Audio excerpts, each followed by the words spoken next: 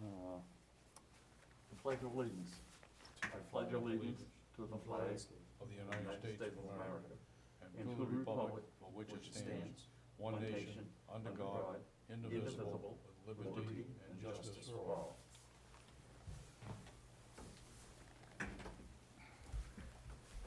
Let the minutes show that the recording secretary is, again, Executive Assistant Laurie Marsh, and a roll call for the commissioners present.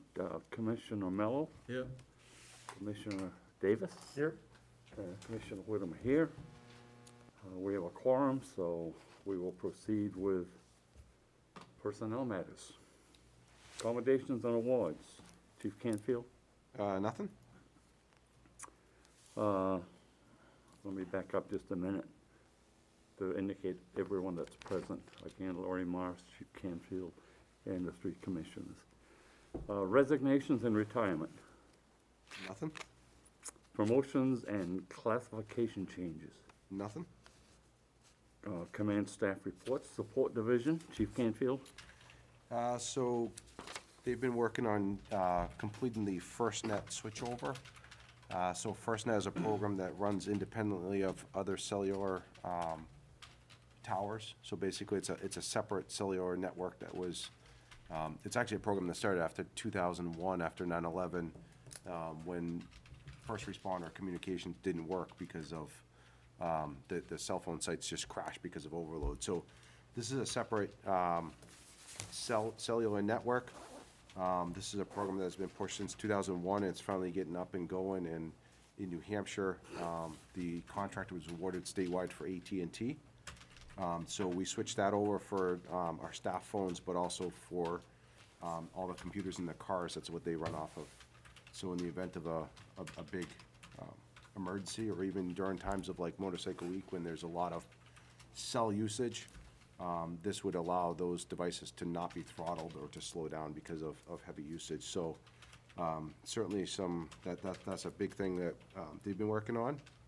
All the new cars are online finally that we got in the last year's capital improvement budget. Officers are completing this month's training. They've been doing officer down rescue training and less lethal qualifications. And one good thing, I guess, from COVID is that there's been a lot more training that has been available online in online formats through Zoom sessions or other similar platforms. So we've managed to push out a lot of training to our officers through this medium. And that is, I'm sorry, one more thing is some of that online training, the officers have completed training in bias-based policing, de-escalation, and duty to intervene training. This is something that we decided to institute before the findings of the Law Enforcement Accountability Task Force that was developed by the governor, before those recommendations were put into place. So I know we're ahead of the curve on that, and certainly all of our officers have received that training, so that's a good thing. And that is it for support. Orders and bulletins. You'll see a couple of orders for training schools. The read technique of interview and interrogation for Detectives Howe, Benoit, and Officer Goodhart in Tilton at the end of this month, as well as a class for surviving stress for Dispatcher Tim Burnell. That'll be held in Tilton as well. And then a class that Detective Neary went to for as a drug unit supervisor that she did online. This training that for I guess it's Detective Carson, it's in Pennsylvania. Is that from going to be gone 3 months? Yeah, so that's all I have for orders and bulletins, if you want to skip to that now. Sure. So currently we have one polygraph operator, that is Kevin Butler. It is a very intensive school, probably one of the more intense schools in the police realm. But we have one polygraph operator now.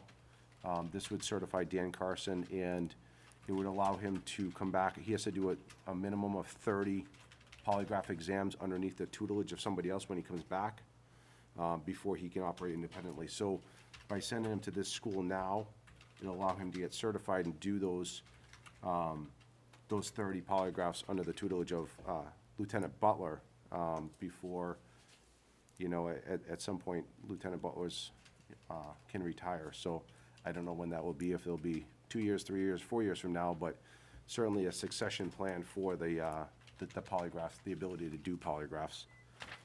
We do a lot of polygraphs between criminal polygraphs and then background polygraphs. So it'd be nice to have someone as a second person to be able to do it.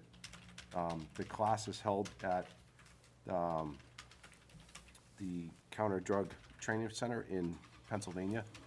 The class itself is free of charge, as well as housing. So the only thing we'll have to pay for is meals. And I think we included in the training request to be able to fly him home twice during that time frame, which is, in looking at the flights, they're on average about $250 to $300 a flight. So it'd be 2 flights at anywhere from $500 to $600 to be able to fly him home. I think there's a couple longer weekends that are built into that schedule that he could make use of, like Memorial Day and I think Easter weekend. So certainly it's a big commitment on Detective Carson's part to leave his family, you know, and go away for that long. So.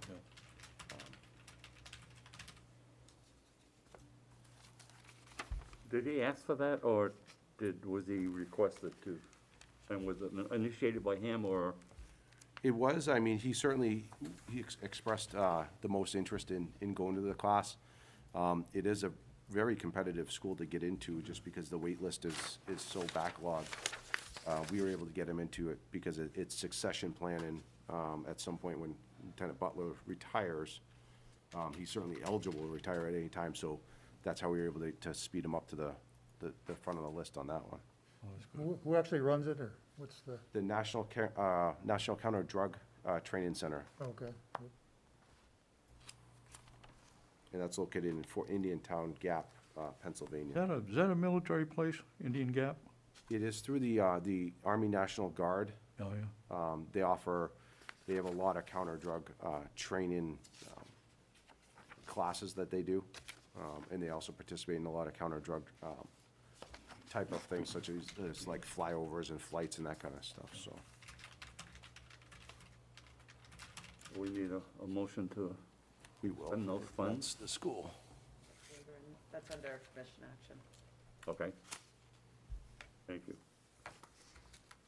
All right, moving on, Chief. 2020 attrition summary that is included in your packet. For 2020, we had 2 people leave the agency. One was a sworn person, and the other was a civilian who decided to move to Texas. The sworn personnel went to Stratham PD to be closer to where his wife or his fiance works in Massachusetts. So 1 officer resignation and 1 civilian resignation. As for IPC summaries, you'll see that in your packet as well. An IPC is a personnel complaint. The majority of personnel complaints that we receive are self-policing, so they're reported by supervisors. However, if anyone from the public complained about an officer, we would generate a personnel complaint and look into that. You'll see that summary as well. There were, for violation of rules, there was 4 oral reprimands, 2 letters of discipline. Unsatisfactory performance, there were 3 of the complaints were unfounded. 4 received oral reprimands and 1 of a letter.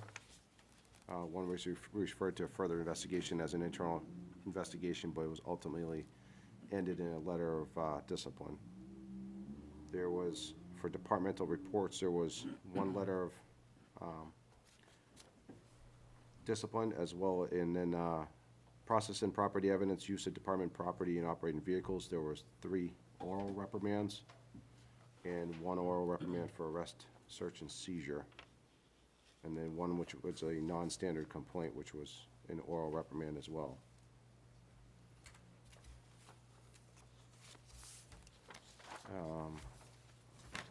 Moving on to the use of force summary, you'll see that in your packet as well.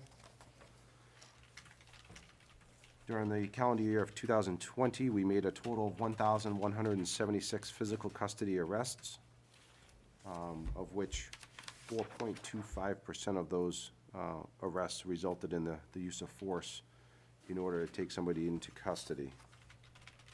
So there was a total of 113 actual uses of force and a total of 46 different incidents. You look at the next page, you'll see the breakdown of use of force. There was 1 use of OC pepper spray, 105 open hands, some type of physical restraint, 3 closed hand restraints, 2 taser deployments with probes, and 1 knee strike for that total 113 total incidents. Certainly, I think this speaks volumes to the officers' training that they received or that they receive and the ongoing training that we do. The majority of our use of force is very, very, very, very low in comparison to the total number of physical custody arrests that we make.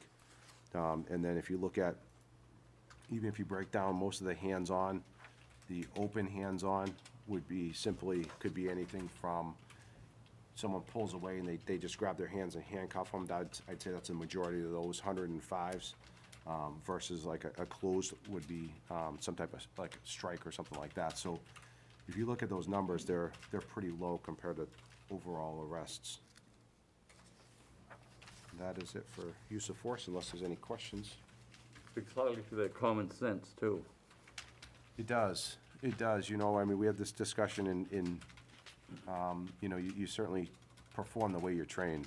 I think the better trained you are and the more confident you are in your abilities and skills, that the less likely you are to jump right to a use of force, and the more likely you are to be able to talk to somebody, try to de-escalate the situation, and take your time if there's time to be had. So it definitely speaks to the quality officers we have and their training that they get, so.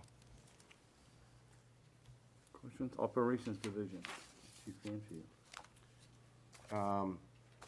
Hirings. They've been working on the summer schedule. So over the past year since COVID began, they initially were working 12-hour shifts as a result of COVID, and that kind of spun off into their desire to work 12-hour shifts on a regular basis. That led to the development of a schedule committee who has been working over the past year to study the possibility of working 12-hour shifts on a regular basis. They've done a lot of work. They've conducted a number of surveys of staff, and they've solidified the schedule. So that's what they'll be working moving forward is 12-hour, the 12-hour schedule. Overwhelmingly, about 2/3 of the people wanted to work that in patrol. So certainly something that is beneficial for their time off, as well as the time that they're working is a little bit more efficient. Operations has been working on the summer schedule, getting that into place, as well as a final transition to the in-time software, which we've been working on since the fall. This will allow most of the scheduling to be done electronically, instead of using an Excel spreadsheet and manually adjusting the schedule. They've also been working on a software called ProQA for dispatch. This will standardize the call taken, the way dispatchers take emergency calls. I guess I'll give an example. If a dispatcher gets a call for an armed robbery, it prompts them with certain questions right on the screen, and it prompts them on the screen, and if it would say, for example, it would say, is the subject armed with a weapon, yes or no? If they answer yes, it would ask the type, and that information we pushed out to the mobile computers in the cars as the dispatcher's taking the information, instead of the way we do it now is they take they have to think of the questions themselves first, and then they get all the information, and then they dispatch the call. So this will speed it up, and I think it'll get us a lot more thorough information right from the start. So that's, we're looking for a late spring rollout of that as well. And that is it. Just a question kind of related to that, with the old state school property, is the 911 center gonna be impacted by, they sell the property, or how that's gonna play out, do you know? You know, I really don't know. I don't know what would happen with the 911 center or the fire dispatch center up there. Yeah, I mean, I assume there'd be one somewhere in the area, but, Yeah, you know, I don't know. I only know what I read in the paper, so. Yeah, I don't know. I know that you know, I've heard that the state's kind of backed off their involvement with that, and the Right. city certainly wants something to happen with that. So I don't know if it would be deeded in there, it would remain, or if it would be Yeah, sold yeah. and moved. I haven't heard. Yeah. Anything under hirings? No. No? I guess the only thing on hirings, we do have somebody present to you at the next commission meeting as a candidate to fill one of our 2 positions. So he has completed his background, and we're looking for an April start date, so he'll be at the next commission meeting to be presented to you.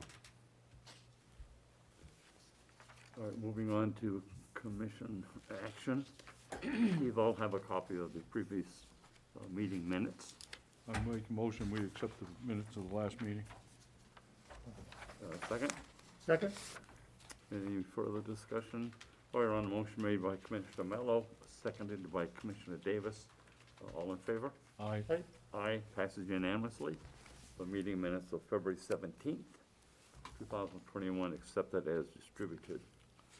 And acceptance of the Laconia Police Commission attendance report for 2020.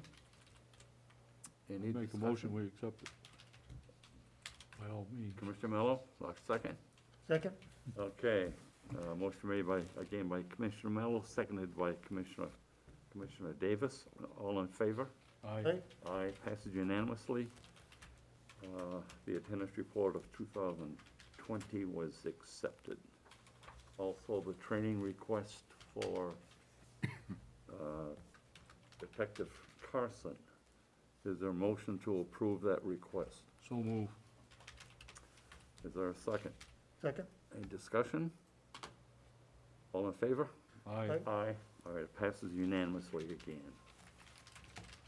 Moving on to review of monthly activity reports. Department monthly highlights, Chief Canfield. So for the month of February of this year, we responded to a total of 2,304 calls for service, which is up slightly from the corresponding month last year, which was at 2,064 calls.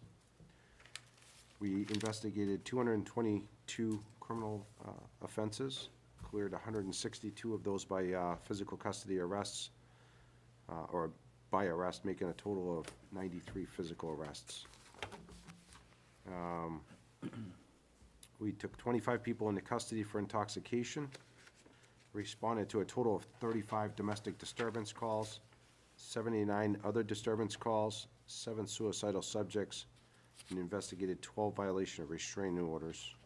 And our volunteers volunteered a total of 35 hours coaching basketball. Any comments or questions? Okay. Criminal Investigative Unit statistics, Chief Canfield. For the month of February 2021, the Criminal Investigative Unit investigated a total of 17 new initial cases, conducted 18 follow-ups on other cases, made 2 felony arrests, initiated 1 felony charge, 1 misdemeanor arrest, and 2 misdemeanor charges were brought forward. They issued 15 different search warrants or arrest warrants, conducted 23 sex offender registrations, investigated 6 computer-related crimes, conducted 1 background investigation, 3 knock and talk drug investigations, 9 drug intel sheets, conducted 2 polygraph exams, 63 training hours, and 43 body-worn camera redactions.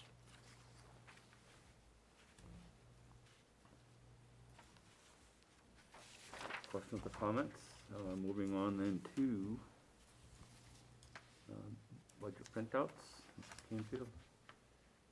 We are currently at 61.54% of the year through the budget year. Based on our regular salaries, we're trending just over 2% under budget. So overall, the overall budget is trending about the same. So the budget is looking good at the current time. Monthly traffic statistics. For the month of February, we issued 50 parking tickets, investigated a total of 51 motor vehicle accidents, 8 of which were with personal injury.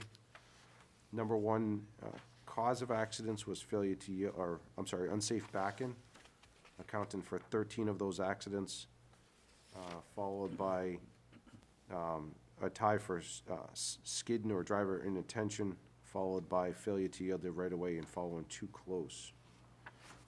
Number one location for motor vehicle accidents was Union Avenue, which accounted for 13 of those motor vehicle accidents, followed by Weirs Boulevard, which accounted for 3 of those accidents.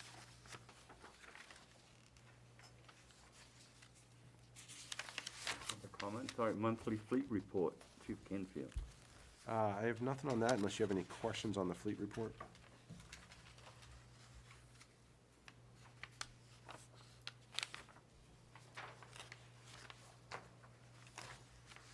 I had one on page 2 of the fleet report. Car 3, Yep. purchase price was $25,132, and total cost up to this point is 25, so it's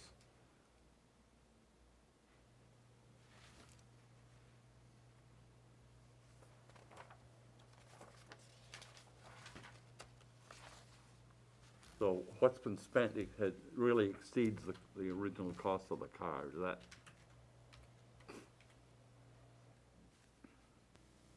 Is that the one that got into an accident?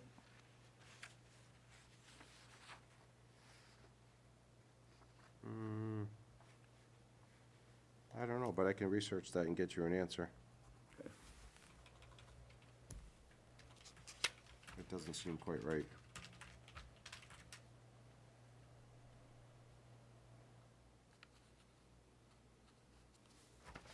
I will research that and get you an answer.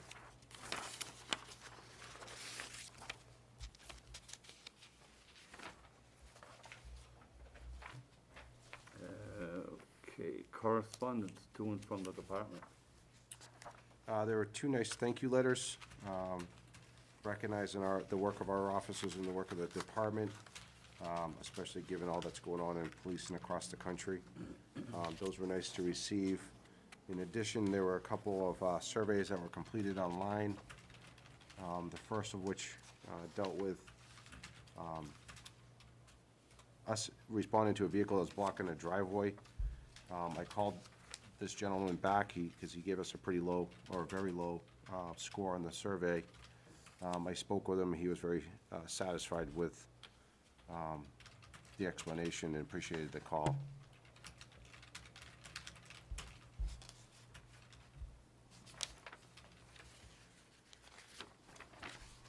And that is it. Okay, chief's report, Canfield. So I spoke with Councilor Cheney the end of last week, and he had a scheduling conflict and couldn't be here, but he wanted the commission to be aware that it's important for him to be here, and just apologize because of that scheduling conflict. So for the month of, total year-to-date drug overdoses, we've had a total of 10 year-to-date, and so far we've had no drug overdose deaths as of yet, so that is good news so far.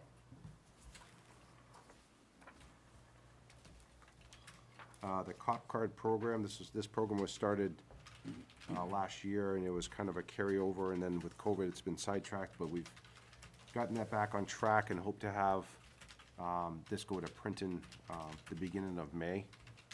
There'll be a date in April that will have a photographer at the PD to complete any photos that need to be done. Certainly would like to include a police commission card, so if the three of you would be interested in having a picture taken and do that card, I'll certainly forward the date when I do get it for the photographer. This is just a good program. I mean, kids just love this program. We've had this here for years, and they ask for cop cards all the time. So it's a good thing to initiate contact between the officers and positive interaction with kids.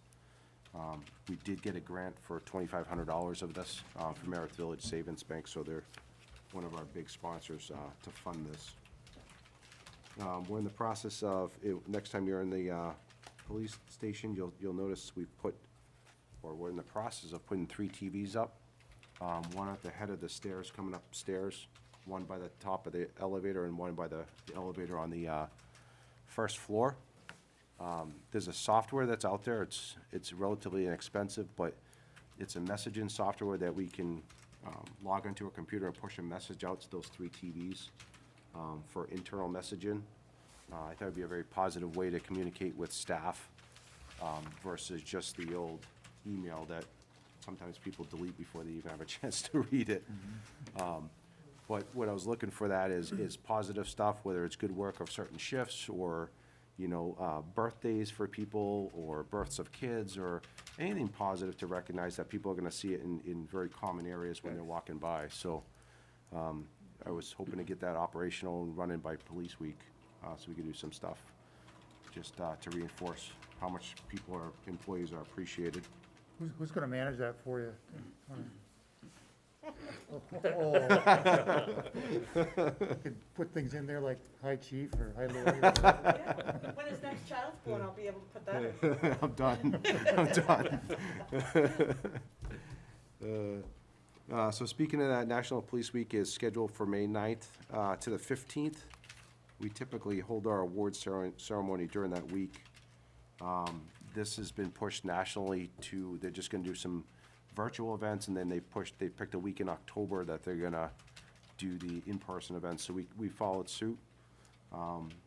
So we're gonna do some stuff just to recognize the officers on shift, and then we'll do our awards ceremony hopefully in October when we're through all this COVID stuff.